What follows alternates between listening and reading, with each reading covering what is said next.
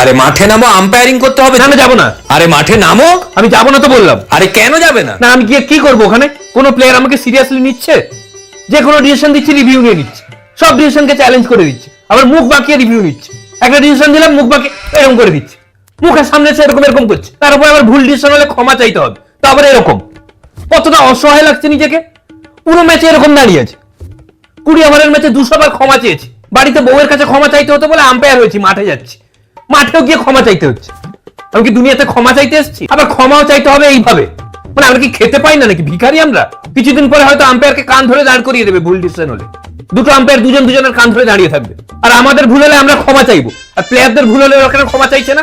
বিশাল বড় লাভ সাহেব হয়ে গেছে না ওরা। এক তো বোলার গুলো মুখের সামনে এসে চিল্লাচ্ছে হাউস দেন হাউস দেন হাউস দেন, আউট না দিলে আবার মুখের সামনে এসে রিভিউ নিয়ে নিচ্ছে রেগে। তারপর আমার ডিসিশন ভুল হলে ওই প্লেয়ারটাই আমার মুখের সামনে এসে এরকম করছে, ইয়ে, যেন আমার সঙ্গে খেলা চলছে ওর। কোন আমি থাপ্পড় মেরে দেবো বলে দিলাম প্লেয়ারকে। না আমি মাঠে নামবো কেন আম্পায়ারিং করতে? আমার কি কাজ ওখানে? আমি পিচের সামনে যাবো কেন? আমি কি প্লেয়ারদের ফ্যান? আমি বাউন্ডারি লাইনে দাঁড়াবো, এখানে বাউন্ডারির সামনে দাঁড়াবো, সারাদিন এরকম দাঁড়িয়ে থাকবো? মানে আমার কোথাও মান সম্মান নেই। সেদিন বাড়িতে গেছি, বাচ্চা আমাকে বলছে বাবা তোমার কথা মাও শোনে না, কোনো প্লেয়ারও শোনে না। বাচ্চা কম নম্বর পেয়েছিল, ওকে বকছিলাম, রিভিউ নিয়ে নিয়েছে। এরকম করছে বাচ্চা। ছোট ছেলে কম নম্বর পেয়েছিল, তাকে বকছিলাম, সেই ইম্প্যাক্ট প্লেয়ার নিয়ে নিয়েছে। আবার বড় ছেলে সামনে চলে এসেছে। আমি একটা শর্তেই নামবো, কোনো ব্যাটসম্যান যদি রিভিউ নেয় আমার ডিসিশনের এগেইনস্টে, আর ও যদি ভুল হয় আমি ওকে থাবড়ে বের করবো মাঠ থেকে বলে দিলাম।